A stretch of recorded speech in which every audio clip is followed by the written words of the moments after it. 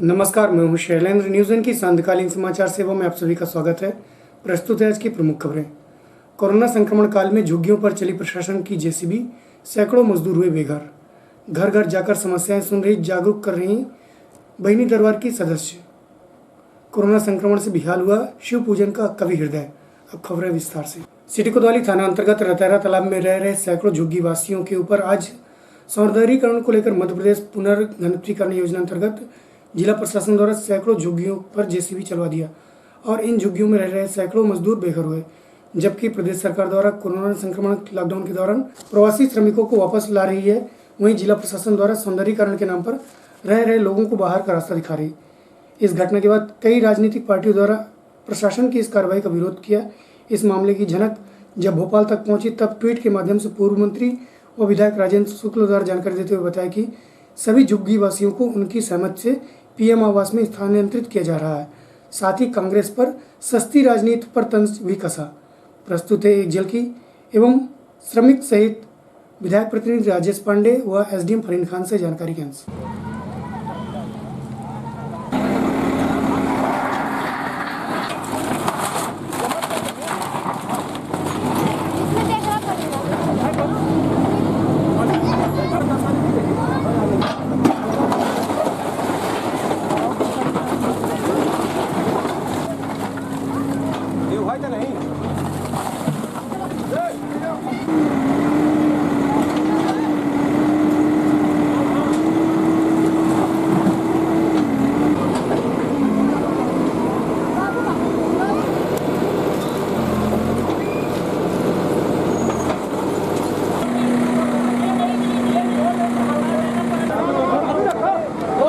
कोई नोटिस आई है यहाँ बताने के लिए, आप लोग यहाँ से हटाइए।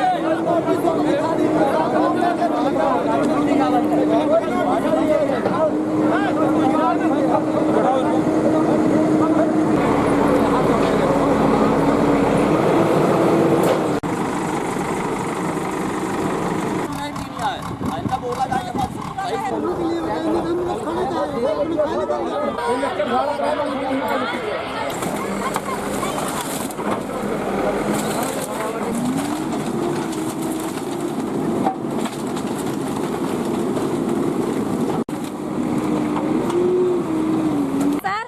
राजेश पांडे जी ने आए थे परसों, तो बोले कि जितने हमारे रानी तालाब वाले हैं उनका भी नहीं गिरेगा। उनको जो हम 5-5 हजार रुपए दे देंगे, उनको कॉलोनी उनके बाल बच्चे को दे देंगे। जिसने नहीं पाए हुए हैं उसको भी कॉलोनी दे देंगे। इसके बाद हम आप लोगों को शिफ्ट करेंगे।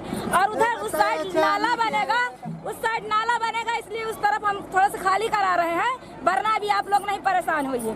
अब बताइए ये लोग कैसे कर रहे हैं कि एक ही बार में आके सबको किसी को खाना बनाना और रहना, सामान निकालना दुलम किए हुए हैं। ये लॉकडाउन पे शासन, पुलिस प्रशासन ने पकड़ के हम लोगों से, हमारे ससुर जी ने भर्ती थी, हमारे बच्चे से 3 बार पैसा लिए हैं पुलिस वाले के। लॉकडाउन में क्यों निकले हो? अब बताइए उनके दादाजी भर्ती क्या वो अंदर रहेंगे? फिर पकड़ के चोरी भी करते हैं ये लोग, पैसा ले लिए और आज हम लोगों को घर से बेघर कर रहे हैं। ये लॉकडाउन में अच्छा लगता है? और ये किसके आदेश से? हमको इसका लिखा चाहिए। ये अगर घर गिरा रहा तो इसको हमको लिखा चाहिए, ये हमें लिखा दे कि हाँ हमने ये पूजा के आए हैं। ये जमीन आपकी थी क्या? ये जमीन आपकी थी? हमारी नहीं थी। हम लोग हमारे पुरखों ने रानी तालाब में रहते थे। हम लोगों को विस्थापित कहीं नहीं थी। कि कब से आप लोग रह रहे थे? हमको ये रानी तालाब से शासन ने ले आके यहाँ रखा था और बोला था कि जब आप लोगों को, सब परिवारों को कॉलोनी मिल जाएगी, इसके बाद हटाया जाएगा। मतलब आज तालाब बहुत, ये तालाब इतना कीमती हो चुका है, इंसान के जान कोई कीमती नहीं है। सूचना दी गई थी आपको? हमको कुछ सूचना नहीं दी है। राजेश पांडे ने बोल के गए थे कि रानी तालाब वालों का घर नहीं अभी गिराएंगे। हाँ ठीक है। ये नगर निगम क्षेत्र अंतर्गत रतहरा तालाब के आसपास के जो कुछ लोगों ने अतिक्रमण किया था, नगर निगम द्वारा उनको हटाने की कार्रवाई की गई है, जिसमें प्रशासन द्वारा सहयोग किया गया। पुलिस प्रशासन दोनों की व्यवस्था है यहाँ पर और इनके लिए भोजन की व्यवस्था करवा दी गई है। नगर निगम से प्राप्त जानकारी के अनुसार इनमें से कुछ लोगों को पहले से घर अलॉट किए जा चुके हैं कहीं और कुछ लोगों के लिए अभी उन्होंने लिस्ट प्रिपेयर कर ली है और हम अपने इनका भोजन की व्यवस्था करवा दे रहे हैं। हम नोटिस नहीं मिले इन्हें और घर खाली करा दिया। ये नगर निगम से आ जाए अधिकारी, वो आपको ब्रीफ में बता पाएंगे क्या है। बताया जा रहा है भोजन में डबल रोटी केवल दी गई है। नहीं, खाना तो सेंट्रल किचन से बुलवाया हमने, वो बस पहुँच ही रहा है। राजेश पांडे जी, अभी रतहरा में जो गरीबों की बस्ती का हटा के सौंदर्यीकरण के लिए किया गया है और इनके रहने की क्या व्यवस्था है? देखिए, ये रथारा तालाब में कुल 68 अतिक्रामक थे। 68 अतिक्रामकों में से 20 ऐसे अतिक्रामक हैं जिनको प्रधानमंत्री आवास IHSDP के तहत पहले ही आवास दे दिया गया था। 15 ऐसे लोग हैं जो विभिन्न गांवों से आकर के वहाँ रह रहे थे, और शेष जो लोग बचे हैं उनके पट्टा 2008 में मुख्यमंत्री आश्रय योजना के तहत उनको पहले से दिया गया था। इस तरह से 68 लोगों को सबके पास, जिनका जो अब जब जो ये आज मकान जिनका गिरा, तो जिनका आवास था वो आवास में अपने चले गए, जो गांव से थे वो गांव में अपने चले गए, और जिनका जो मकान में शहर में 10-15 ऐसे लोग थे जिनका शहरों में मकान था वो अपने मकान में चले गए, और जो शेष बचे हैं उनको पट्टा दिया गया था। इस तरह एक एक अतिक्रमक के साथ न्याय किया गया है। उनको 5-5 हज़ार रुपये मंत्री जी के द्वारा दिया गया है। 26 लोगों को अभी दे करके आया हूँ, शेष को आज रात में दे दूँगा। 1 बोरी गल्ला दिया गया है। इस तरह किसी भी अतिक्रमक को जबरदस्ती अन्यायपूर्वक नहीं हटाएगा, उनके सहमत से हटाएगा। क्योंकि आपको मालूम है कि रतहरा तालाब में रीडेसिफिकेशन के तहत ये 2 वर्ष पहले से माननीय मंत्री जी जब भाजपा सरकार थी तब संशोधन कराए थे, लेकिन कांग्रेस सरकार में और यहाँ का जो तत्कालीन आयुक्त थे उनके हठधर्मिता के कारण इसी तालाब को काम रोका गया था। आज उस तालाब हटने के कारण, अतिक्रमण हटने के, वहाँ के आसपास के लोग भी प्रसन्न हैं, और अतिक्रमक भी कहते हैं कि कम से कम आप हम लोग अपने अपनी छत में चले जाएंगे। जो आज हटाए गए हैं 20 लोगों की, इनकी आप बात कर रहे हैं, इनकी तत्काल रहने की क्या व्यवस्था की? उनका घर ऑलरेडी IHSDP प्रधानमंत्री में संसन है। वो अपने घर में दूसरे को किसी को दिए थे, ताला बंद करके यहाँ रहे थे, वो अपने अपने घर चले गए। रीवा जिले के डभौरा क्षेत्र में बहिनी दरबार द्वारा लगातार जागरूकता फैलाने को लेकर एक मुहिम छिड़ी है, जिसके तहत महिलाओं को स्वास्थ्य के प्रति जागरूक करने लगातार सैनिटरी पैड बनाते हुए घर घर महिलाओं को बांट रही। वहीं कोरोना महामारी के चलते जहां लोगों की समस्याओं को सुनने वाला कोई नहीं है, ऐसी स्थिति में तकरीबन 10 महिलाएं प्रतिदिन क्षेत्र के प्रत्येक घरों में जाकर समस्याएं सुनती हैं और उनका समाधान करते हुए सैनिटरी पैड भी बांटती हैं। इस दौरान तकरीबन 1500 महिलाओं को सैनिटरी पैड बांटे जा चुके हैं। प्रस्तुत एक झलकी एवं बहिनी दरबार के सदस्यों से जानकारी के अनुसार।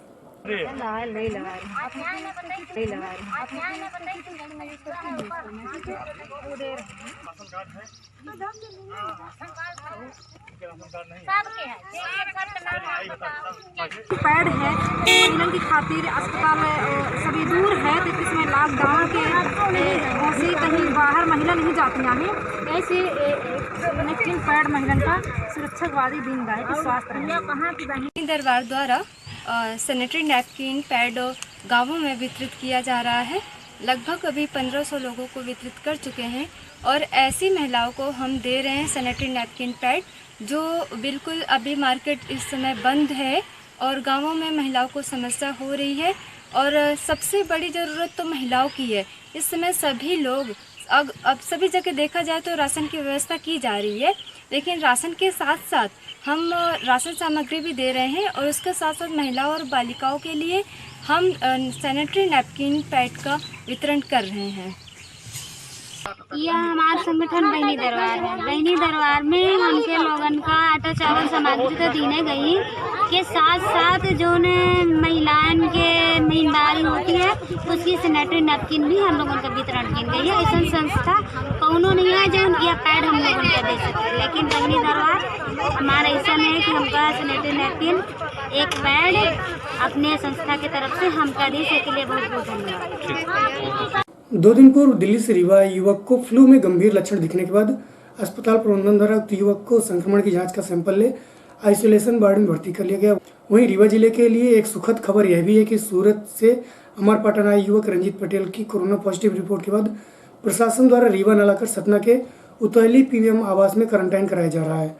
प्रस्तुत है उपाधीक्षक डॉक्टर यत्नेश त्रिपाठी से जानकारी के अनुसार। दूर है ना,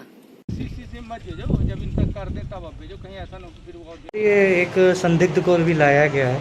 क्या स्थिति है, क्या किस वजह से, क्या कौन से उसमें सिम्टम्स दिख रहे हैं? हमारे यहाँ एक मरीज अभी आज हमारी जो फ्लू OPD चलती है उसमें आया था, जिसको कुछ परेशानियाँ थी, दिक्कत थी, सांस में थोड़ी तकलीफ बताता था। कंपेरेटिवली थोड़ा यंग है वो पेशेंट, इसलिए ऐसा संदेह व्यक्त किया चिकित्सकों ने कि इसकी जाँच करा लेना उचित होगा, तो उसे संदेही मानकर हमने अपने यहाँ भर्ती किया है और उसके सैंपल लेके जांच के लिए भेजा गया है। इस व्यक्ति के बारे में ये पता लगा है कि कुछ दिनों पहले दिल्ली से आया है। और सर अमरपाटन से भी जो कोरोना नहीं, अमरपाटन के मरीज के बारे में आप लोगों से ही जानकारी मिली थी, लेकिन आधिकारिक रूप से हमें कोई ऐसी जानकारी नहीं है कि अमरपाटन से कोई मरीज हमारे पास लाया जा रहा है। संभवतः वो मरीज यहाँ नहीं लाया जा रहा। और सर जो 2 मरीज ऑलरेडी हैं उनकी स्थिति कैसी है अब? सामान्य है, उन पर कोई लक्षण अभी तक नहीं है और सामान्य स्थिति जांच में भी उनके बिल्कुल ठीक है और अच्छा रिपोर्ट कर रहे हैं। जल्दी ही मेरे ख्याल से 1-2 दिन के अंदर वो तैयारी होगी उनके डिस्चार्ज। विगत दिवस सर्जरी वार्ड में 1 माह से भर्ती सिरमौर निवासी राजमणि साकेत को परिजनों द्वारा इलाज को लेकर चिकित्सकों से कहा सुनने के बाद मरीज के परिजनों ने कार्रवाई की मांग कर अस्पताल के सामने सड़क पर मरीज को लटकाकर हंगामा खड़ा कर दिया, जिसकी सूचना पर पहुंची एमैया पुलिस द्वारा कार्रवाई का आश्वासन एवं समझाइश देकर मामले को शांत कराया। प्रस्तुत एक झलकी एवं जानकारी के अंश।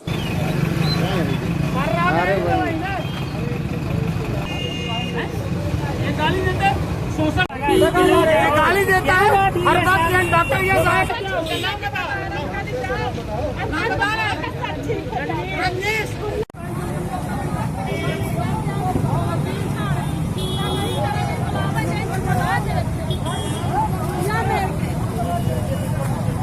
कोरोना है इसके लिए आज डॉक्टर साहब को दिखा के हटो, जब कोरोना खत्म हो तब आना। कौन है आपकी?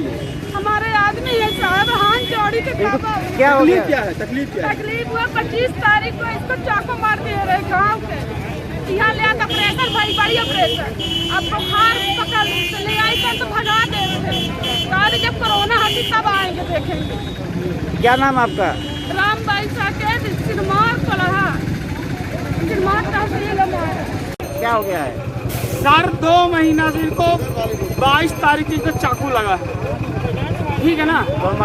तो हमारे ये है रिश्तेदार हैं, तो 22 तारीख को चाकू लगा है, अब 25 को मैंने वो करवाया है, ऑपरेशन करवाया है। अब बोले थे 1 महीने बाद आप लेकर आइए, लॉकडाउन में 1 महीने बाद लेकर आइए, तो हमने लेकर आया, लेकिन यहाँ 10 दिन से भर्ती कर रहे हैं, कोई दवा नहीं करते, गाली देते, गाली गुप्ता करते हैं डॉक्टर लोग, कहते हैं मादर चौथ भग जाएगा। कौन किया ऐसा? रजनीश गाली गुप्ता करता है। हम वो करवाते हैं, चलिए। कोरोना संक्रमण को रोकने लॉकडाउन किया जा रहा है, वहीं चिकित्सक, पुलिस एवं समाज सेवियों द्वारा लगातार कोरोना से बचने लोगों को जागरूक कर समझाइश दे रहे हैं। इसी कड़ी में समान थाना प्रभारी शिवपूजन मिश्र के कवि हृदय से उपजे काव्य जागरूकता से लोगों को जागरूक करते नजर आए। वहीं उन्होंने लोगों से खुलकर असहायों की मदद की गुहार काव्यांजलि के द्वारा की। प्रस्तुत है एक झलकी। नमस्कार साथियों, जैसा आप सब जानते हैं पूरा विश्व वर्तमान समय में कोरोना जैसी महामारी से ग्रसित है। भारत भी इससे छूता नहीं है। इस संबंध में हमने पिछली बार भी कविता के माध्यम से समाज में एक जागरूकता का संदेश दिया था, लोगों ने कुछ उसमें अमल भी किया था, अच्छा लगा। एक बार फिर से इसी कोरोना के प्रकोप के मद्देनज़र मैंने एक कविता तैयार की है, आप सभी उसमें सुने और अमल करें।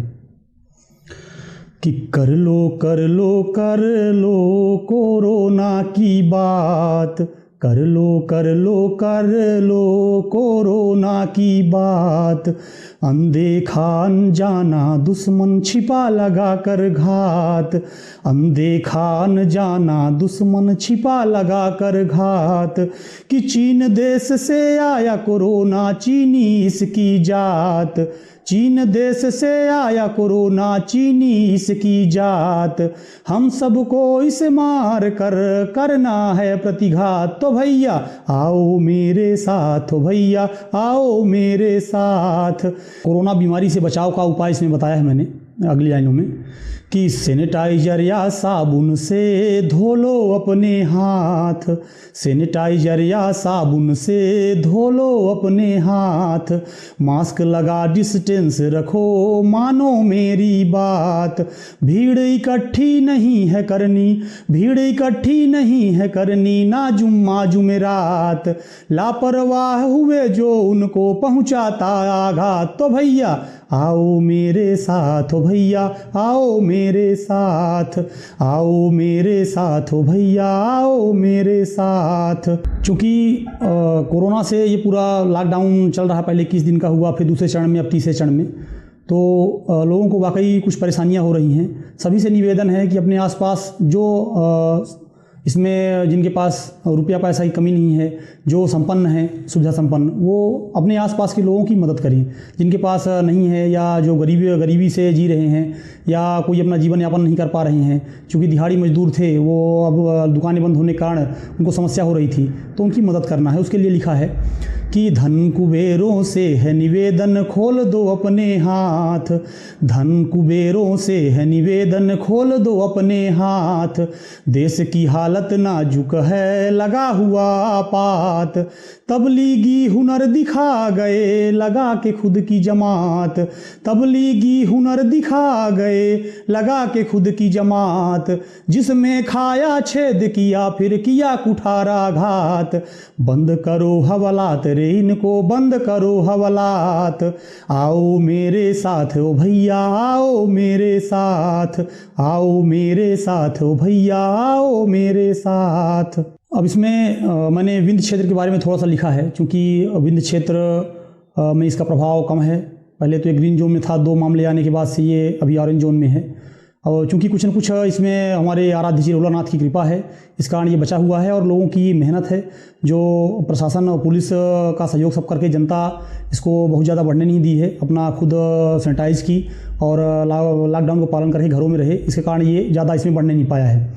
उसके बारे में लिखा है कि धन्य विंध्य की माटी है धन्य यहाँ का प्रपात, धन्य विंध्य की माटी है धन्य यहाँ का प्रपात, आराध्य चिरहुला नाथ हैं वो बदलेंगे हालात, आराध्य चिरहुला नाथ हैं वो बदलेंगे हालात, पुलिस डटी कर्तव्य में ना दिन देखे ना रात। पुलिस के लिए लिखा है 24 घंटे ड्यूटी कर रही है, ना दिन देख रही ना रात देख रही है, लोगों की बस सेवा में जुटी है, उसके लिए उसको नमन है कि पुलिस डटी कर्तव्य में ना दिन देखे ना रात, अकेले लड़ेंगे हारेंगे हम मिलकर देंगे मात, पुलिस डटी कर्तव्य में ना दिन देखे ना रात, अकेले लड़ेंगे हारेंगे हम मिलकर देंगे मात। तो भैया आओ मेरे साथ, ओ भैया आओ मेरे साथ, आओ मेरे साथ, ओ भैया आओ मेरे साथ।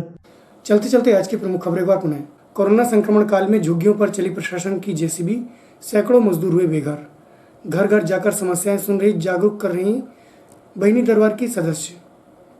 कोरोना संक्रमण से बेहाल हुआ शिव पूजन का कवि हृदय।